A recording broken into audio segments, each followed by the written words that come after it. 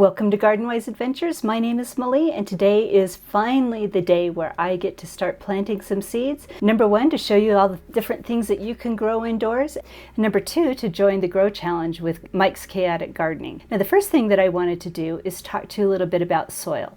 Now, soil is very, very important when growing both outdoors and indoors, and it's more important when you're growing indoors. Now, when starting seedlings, you need to think about a type of soil that will make it easy for seeds to germinate. So anytime I start seeds, I always start seeds using a seed starting mix. Now, I have tried all different types of seed starting mixes, and they all work pretty much the same.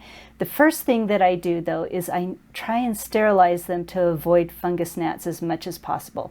Now, the best way that I've found, it's not 100% perfect, but the best way that I've found is to take either your seed starting mix or the components that you're going to use to make your seed starting mix and pour boiling water over it. Now, you have to have sufficient boiling water poured over it that the water actually covers all the soil. Then I put a lid over it and let it sit for a while. Then I drain the water out and use the mix. Now, for regular potting mix, you can do exactly the same thing. Now, for your regular potting soil, you can use any mix on the market. Just make sure it's not too chunky and that it has good drainage.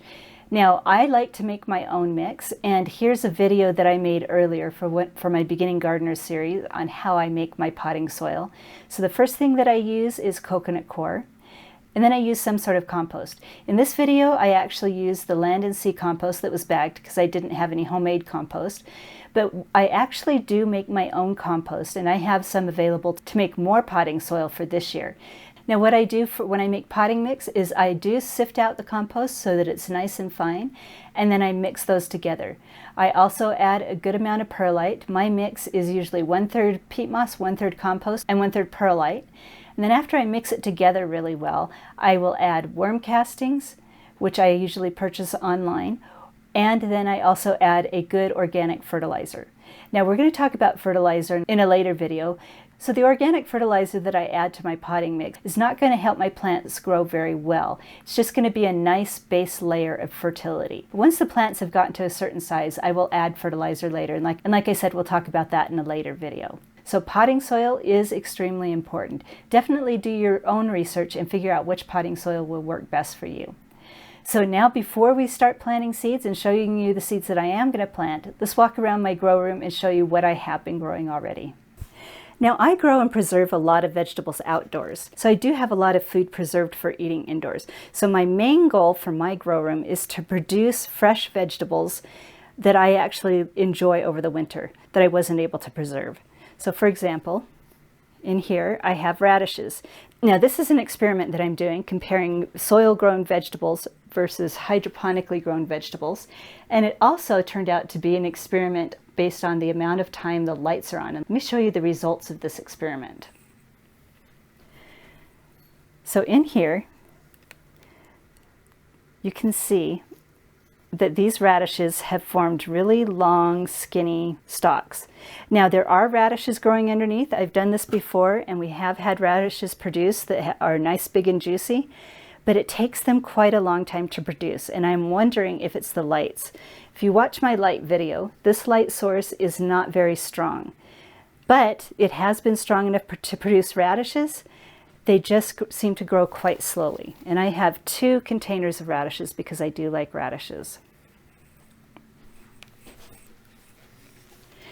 Now, I also have radishes growing in my Devo unit, and you can see that they're a little bit further along. Now, these radishes are under a light that I can choose the amount of time that it's on. So I have it go on at 7 a.m. and I had it being turned off at 9 p.m. and that's about 14 hours. Now, let me show you my AeroGarden unit where I couldn't choose the amount of time that it's on, and it stays on for 16 hours. And this is the difference when you have more light. Let's see if we can show you this radish over here. This radish is almost ready to be picked. And as you can see in a hydroponics unit, when the radishes start to grow and they start to swell, what you do is you very gently lift the radish up. We're going to lift this one up a little bit more. Well, actually, I lifted that one up too much, but it should be okay. When I put down my camera, we'll come back in and cover up that soil a little bit because we don't want the algae on it. But when you lift them up, it gives the radish an opportunity to grow above the hydroponics unit so it can swell as big as it wants. And this way you can grow kohlrabi, you can grow radishes, you can even grow turnips. It just depends on what you want to grow and the amount of time you have. So hydroponic units are amazing, but this is the difference in amount of time that the light is on.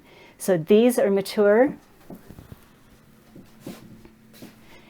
These are becoming mature. And then under my weaker light, these still have quite a bit of time left. Now I could probably put these on a stronger light and have these mature quicker, but in this way we're succession growing my radishes and planted them all at the same time. Now let's show you my tomatoes. So these tomatoes were planted, I think my hydroponic unit says this is day 17. These are Golden Harvest, and they're a much larger cherry tomato, so they start out growing larger. We've got a little purple opal basil, and in the back here, we've got a tiny little Genovese basil. Then we have some ink spot micro dwarf tomatoes and some orange hat micro dwarf tomatoes. I just pulled out a Doe Hill and an Antohi pepper from my other experiment, the one that's comparing GrowFriend with my regular seed starting setup. So we've got peppers and tomatoes starting here in soil. Now I don't have any peppers started in my hydroponic units, and I actually have never grown peppers in my hydroponic unit. From what I've heard, they grow beautifully. Now these actually are a little further along than my micro dwarf tomatoes grown in soil. They've got nice thick stalks and they're looking beautiful. And then even though the radishes in this unit are growing better, the tomatoes here in this unit, I don't know if, well, I guess they're probably they're a little more stocky. So we have about the same amount of leaves on them. So far on day 17, the hydroponics are winning as in size of the vegetables that are growing and maturity. And then down here, I am growing chard and tijimisae and kale. And I started these at the end of September. They're all grown in pots. They're all grown in gallon pots like this one. And they're doing beautifully. I fertilized these with Osmocote, and then I've just been harvesting off of them. And I will harvest off them all winter. And then when spring comes, I'll plant these out in the landscape. And then here's what we're going to be planting today. I have a kitty cat that has been missing his cat grass and catnip because I haven't planted those recently. So we're going to plant those in gallon pots. We're just going to plant them straight into the gallon containers and let them grow. We're also going to plant dill and peas in gallon containers. Let me show you where I'm going to put the peas. Now I have some dwarf tomatoes that get 3 feet tall that I've been trying to start, but the seeds I think are pretty old and I've had poor germination on them. I haven't actually been able to get any of the tomatoes to germinate. I haven't given up yet, but we're going to do tomatoes, peppers. This one's right here is going to be a parthenogenic cucumber, which is a cucumber that doesn't need pollination. And right here we're going to grow peas. So this is the cucumber, China Jade, that I grew. I grew this last year with great success. It's a delicious cucumber. It's really long and it grew beautifully indoors. We're going to grow some lettuce and some mesclun, and let me show you the setup that I use for that. Now this is how I like to grow my lettuce. What I do is I put a different variety of lettuce in each of these 3 containers. So this will be one variety, this will be another variety, and then I'll put 1 row of mesclun. Then I grow them on top of wicking mats. Now the way wicking mats work is you pour water into the container, the mat wicks up the moisture, and then the holes at the bottom of the pot allow the moisture to be sucked up into the soil. And this has worked beautifully for growing lettuce. And then I just treat them like cut and come again lettuce. We're also going to start some red scallions. We're going to do those in seed starting pots rather than direct sown into large containers. We're also going to do that with my Chinese peak celery and my chamomile. And I produced chamomile indoors last year and it was wonderful to have it. I absolutely love chamomile. And then, just for fun, I went outdoors and dug up some of my perpetual onions. I'm not exactly sure what type of onions these are. I inherited them from my ex-mother-in-law. And they are actually ever-bearing, evergreen onions that just keep going all year round for, forever. I've had these for about 5 years and I just keep dividing the clumps and growing them, and they do beautifully. They do divide very, very quickly and grow very quickly, so you do need to stay on top of dividing them or else have a large space for them.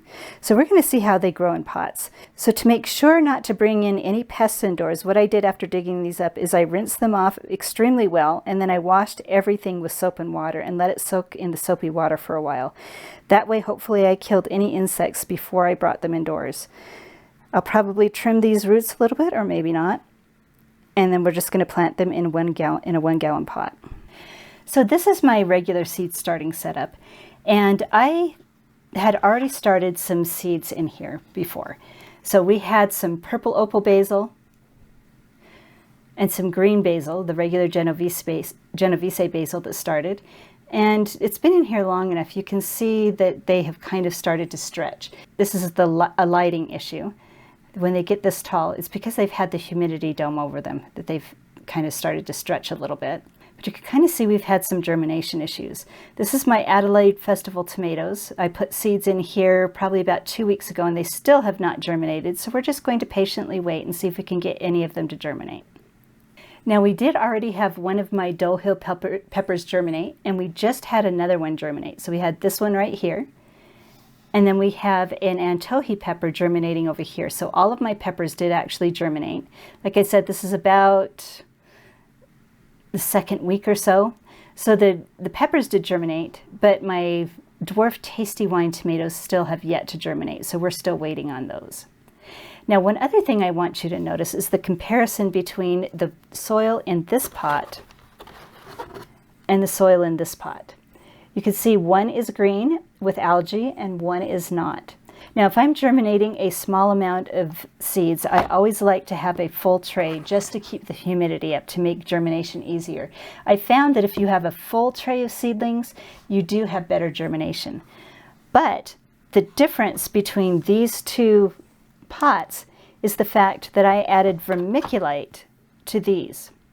I did not add vermiculite to these, so what we have right here is an overgrowth of algae.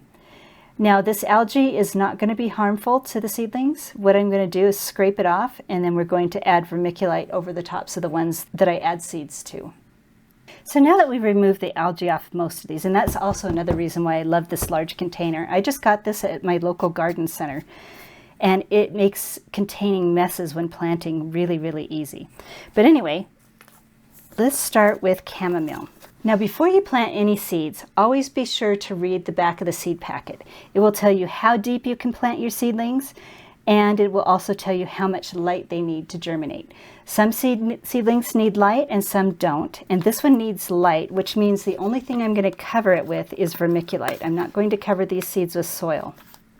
So these seeds are tiny, so we're just going to scatter them over the surface of each little cell, and then we'll thin them as necessary.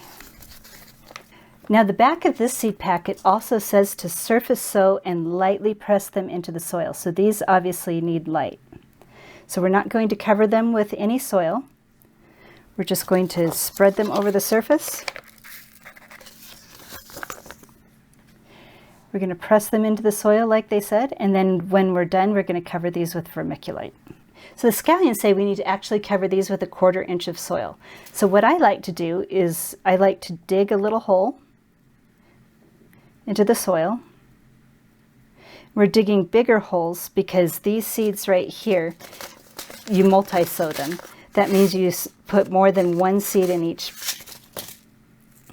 You put more than one seed in each spot. We're going to put about 4 or 5, maybe even 6 in here. And then we're going to cover these up. So we're going to cover these with the soil that was pushed to the side, and then hope for good germination. Now, I usually have problems germinating, especially in a container that is not completely full. I have problems germinating onion type crops, so we're just going to see how well that does. So we're done planting all the seeds that we're going to plant in here. What I'm going to do now is pull out the vermiculite, cover them with vermiculite, then I'm going to water them and put the humidity dome over the top and stick them under the lights. Now, this is vermiculite. It's an expanded kind of volcanic rock type substance. They also say it's man-made. But what it does is it can absorb extreme amounts of water, and then it slowly releases it. It also absorbs nutrients. So what we're going to do is sprinkle this over the top. It's going to make it so we have to water less. It stays moist longer. And like you saw, it's going to reduce the chance for algae growth. I'm not sure how it reduces algae growth, but it does. And it's also supposed to reduce the chance for damping off and fungal diseases. Since I've started using vermiculite, I have not had any issues with my seeds damping off. So we've got a nice layer over the seeds. Don't do it too thick. And now, because I don't want to wash those tiny seeds out of the soil, I'm going to use my sprayer to gently water these in. Now, the soil was extremely moist when I planted, so I don't need to water all the way to the bottom because it already is wet all the way to the bottom. We just need to water these in really well. So now we're going to take our humidity dome, put that over the top because it really helps you not have to water as much when you have a humidity dome, and it makes a better atmosphere for seedlings to germinate. And now we're just going to stick this under the lights. Now the next things that we're going to plant are my cucumbers and my peas. Now these are my cucumber seeds, and they need to be planted a ½ inch down. We're going to plant 4 of them and then thin the pot to 2 once they germinate. So we're just going to take the 4 corners, it says a ½ inch, and this is straight into my homemade potting mix. We're not using seed starting mix for these. And cucumbers don't seem to like to transplant as well. Now I do transplant my cucumbers to the outdoors, but there's really no need to do that for these. I'm just going to start them in the pot that they're going to grow in, and they should do a lot better. Now we're going to do sugar snap peas. Those are my very, very favorite. We're going to plant 6 of them in here. Now cucumbers are going to need, and peas are going to need to have a place to climb. So I actually have netting that I have strung up behind my racks. And it worked really beautifully for the cucumbers, and it should work just fine for the peas also. So there we have peas and cucumbers planted. I'm really excited. We're going to have the most amazing salads with homegrown veggies over the winter. Now I'm not going to use vermiculite over these. This is a chunkier potting soil in bigger containers. And these seeds are larger seeds, so they should germinate just fine. What we're going to do is we're going to water these in really well.